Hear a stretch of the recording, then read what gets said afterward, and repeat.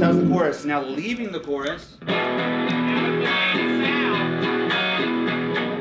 Like, the way I hear it, I'll keep playing it backwards. Run it again. No problem. 2, 1, 2, 3,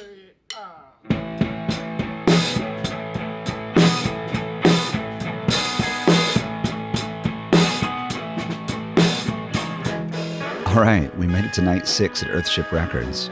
We mixed some things up this time. We have a new drummer on board, Cat Lee, an old friend of mine and a seasoned veteran drummer, composer, and percussionist. He's pretty well known in the South by most musicians in the Louisiana scene. We were in several bands together in the past. Ben Livingston changed stations to write some synth parts this time. Michael Cole is our engineer for the evening and is also doubling on secondary guitar, and Taylor Matherne is returning on bass. With each 5-hour session, we're learning more and more the importance of staying on task to get the essential elements of the song learned and recorded. And more, I feel like some weird circus ringleader trying to delegate tasks and pilot this ship to make sure it all comes together. Hey, what's up, Cat? Hey. Come on, man. I'm good, man. How you feeling? I'm all right. Thanks for coming, dude. Well, I've known Cohen professionally for many years. We kind of started collaborating on some original works back in like 2008, 2009. When it comes to Cohen, every project is different. He never makes the same record twice. I always walk in to a session with Cohen not really knowing what's going to happen. I'm really just expecting the unexpected. This is the kind of stuff that musicians like me live for, is always having an opportunity to dig even deeper and get even stronger and go beyond what current limits might be. On my main board this session, I went with the Walrus Luminary V2, which is a digital polyphonic pitch pedal, the Spaceman Apollo 7 drive, light to medium gain, the Pinebox Customs Crooked Teeth fuzz tremolo for most of my high gain sections, the Jupiter Effects Fernway dual delay, and the Ground Effects Keto chorus spring reverb for some key moments of the song that I wanted to really glow. I gave Michael the Giannis Altmanis Me-Sneaks drive because it's super versatile and he could do low gain stuff as well as high gain. The Ground Control Audio Locust as his textural distortion for the heaviest spots. The KMA Machine Cirrus, which we had a lot of fun using an expression controller with to get some super unique sounds out of, and the Dr. Scientist Dusk envelope filter. Taylor ended up with an all-dirt board, changing out flavors for different sections. The Greer Amp's Lightspeed was his light drive. It was on for most of the song. And then he mixed up heavier pedals between the Fjordfuzz Freya, the Malaise Forever Customs Clubber Lang, which is a dual gain stage harmonic percolator style fuzz, and the AC Noises Erla, which is a square wave fuzz with an independent filter section. Something like if we came out from the left stereo into one of these, and then out through the flanger, and then we bring that out into the left channel on the board, then we bring the right out into one of these, go out into your other two pedals and then out into the right, then you could like actually do like, it's like a mixer, you know, kind of. Right. Send A into this, return, send, return. Yep. All right, hey, let's talk for a second. If you guys are cool, what does everybody need, like, to kind of get through the song, and then I'll try to facilitate as best as I can. I'm not the intro for me. The intro? Okay. Here, I have a drive that we actually need to use, so you can use this as like your lower gain. There's multiple sections. There's like 4 sections of the song, so it might be like pick 4 different sounds when we go to track. So okay, start messing with them, but you know, sound. I just don't know if they're in the right place. I will say, if we can get, I'm gonna hook you up an expression controller to this, and sweeping that filter. I should have grabbed a foot switch. Mike, how can we get Ben out in? And Michael, you said you wanted an envelope filter? Yeah. Right on. So if a solo thing happens. Yeah, it has a few modes. You might want to read up on this. Okay. On this, but if you put it just in, you know, envelope mode, you can plug an expression pedal in, which there's this. We just have to program it, and I know how to do it. But basically, you can have this pedal undulate your things. Okay.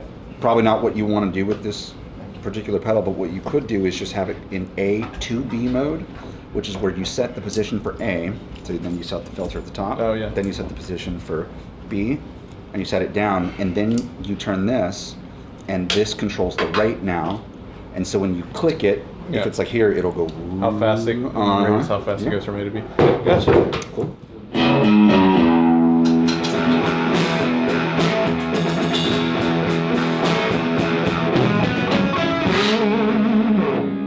It was like, what? So if you modify it,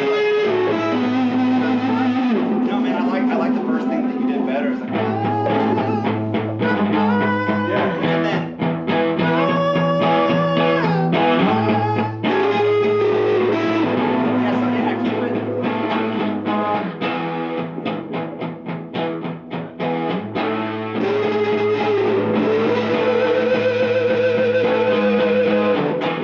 In case you're just learning about the series, I kind of want to reiterate what is going on with each of these sessions. Basically, I booked 12 evenings of studio time over the course of a few months and attempted to write a song outline for each of these sessions to bring in to varying groups of my musician friends here in the Baton Rouge, New Orleans area. Out of the 5 hours we have each night, I have about 2 hours to build pedal boards, translate, and teach the material to everyone. And then the last 3 hours goes to tracking drums, bass, secondary guitar, and synths. Just need to run it a couple of times. You want to just do that? Oh, because I'm at that spaghetti against the wall stage too. Nothing's too. Why don't we just run the flash hook, the brick?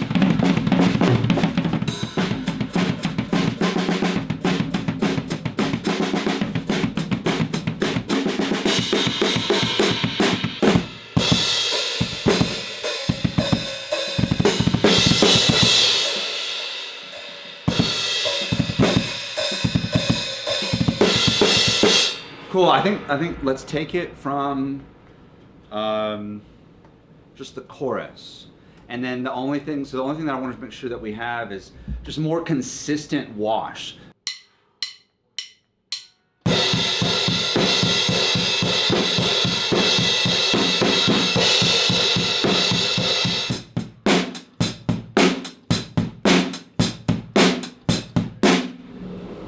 Yep. Okay. Ben on synth, I gave him the Ranger Effects Reverb X, which is a nice compact digital reverb that you can add gating or saturation to. The Retroactive Pedals Dot Chaser Lo-Fi modulator that also gets nice and crunchy. And the Thorpe Effects Camouflange, which is an end-all be-all analog flanger. We use the Old Blood Noise signal splitter to mix and meld those things together as he came up with various pad sounds. It's always fun to take things like synths with stereo outputs and split the left and right into different effects. I like to hard pan pads most of the time, and creating unique textures as beds under certain movements in songs is really a fun way and an easy way to add depth and stereo excitement to arrangements.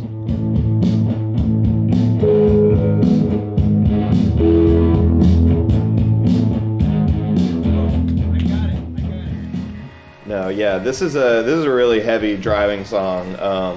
All dirt on my end. It's really just a matter of like what kind of dirt you want to sprinkle into this particular part. So it's interesting. I've never actually played through just dirt pedals like this, so it's been fun just kind of finding different sounds and shapes and stuff to throw in there, because they are all very, very different.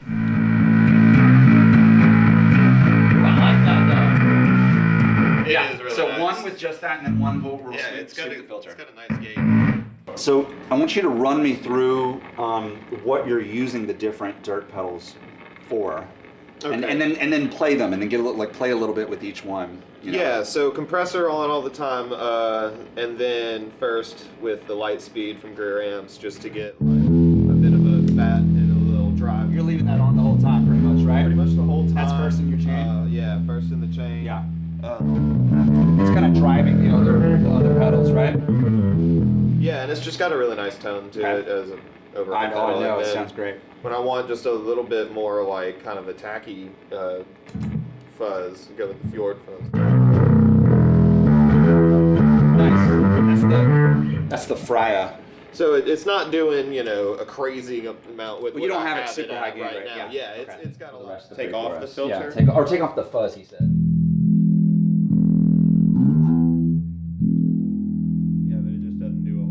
it does a whole lot. I'd say I think we should have it on.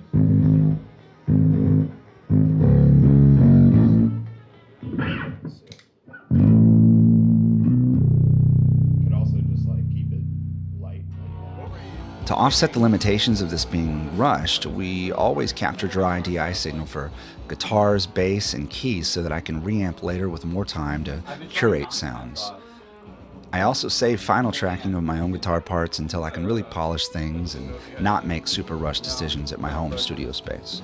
Yeah, today I've been wearing 2 hats, playing guitar and doing all of the studio engineering work, so it's been fun. That's why you see us probably for the first time this week tracking in this room, because I had to run the DAW and play guitar at the same time, so that was a fun challenge for this week for sure.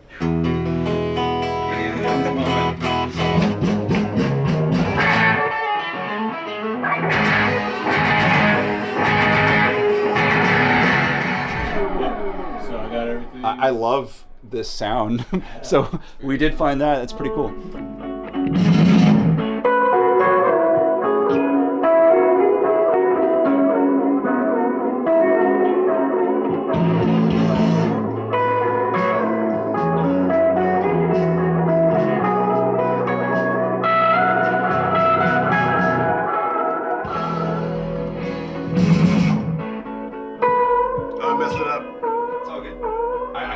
That's it, dude. Put that shit in the bank.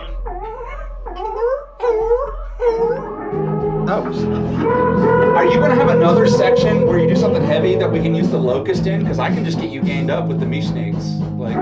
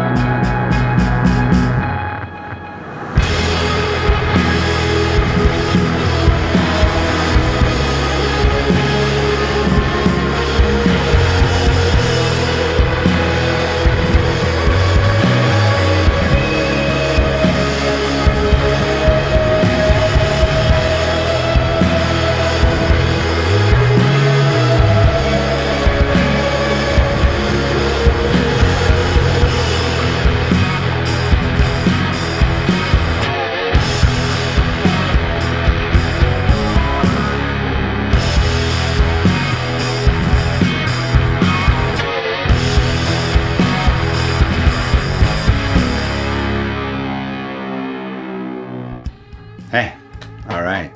Thanks for joining us on this episode. I'm sure you are ready for the giveaway announcements to start, so we're just going to jump right in. To kick things off, the winner of the Greer Amps Lightspeed Overdrive is this lovely AC Noises Erla. It's going to make its way to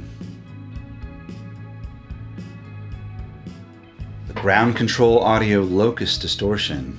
Is going to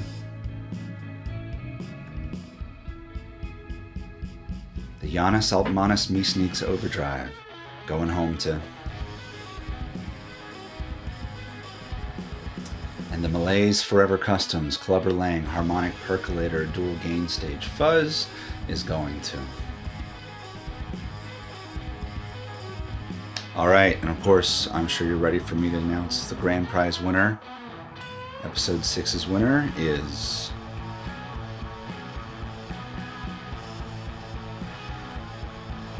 I think that you are going to have a really good week, my friend. You are getting the Xiaox DC7 power supply, a set of Disaster Area Designs Evo patch cables, this lovely handcrafted Revelation cable instrument cable, a Pedal Train Novo 24 pedal board with a gig bag, the Ground Effects Keto Chorus Spring Reverb, Walrus Audio Luminary V2, the Jupiter Effects Fernway Dual Delay, the Pine Box Customs Crooked Teeth Fuzz Tremolo, the Spaceman Effects Apollo 7 Overdrive, and of course a $75 gift card to Circle's Drum Samples, and a year membership to Personasphere. I hope you take all this and I hope it inspires you to get creative and put it towards your own creative and musical goals. Whatever you want to do with it, it's yours. Enjoy.